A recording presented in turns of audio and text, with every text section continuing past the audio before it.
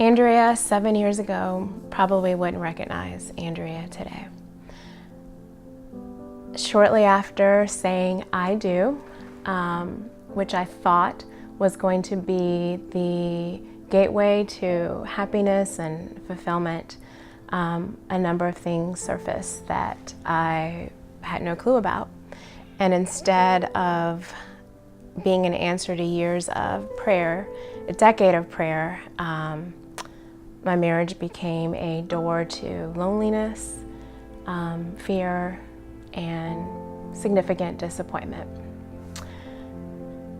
During that time, I felt unable to serve and gradually became disconnected from my family, from friends, and from the church, which was going through a transition in and of itself.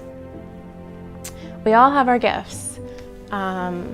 My gift is worship. It's something I came back to even in times of great darkness. It's interesting about gifts. I thought that God gives us gifts to minister to others.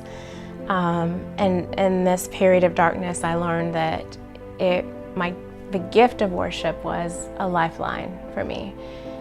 Something I came back to when I experienced moments where I lost my peace, my hope, and my joy.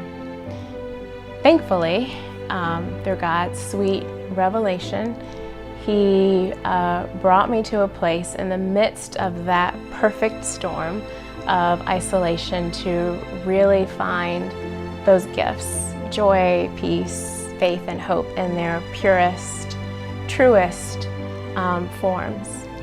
They were tested, it was refined, it was proven, and it was mine.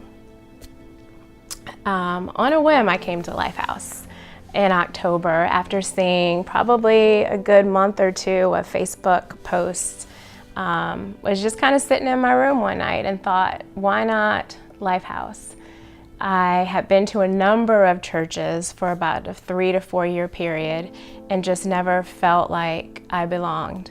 I had a distrust for church, for the form of church. I didn't want the form. I didn't want that Sunday mask that I felt, people may have a tendency to wear those few hours of church.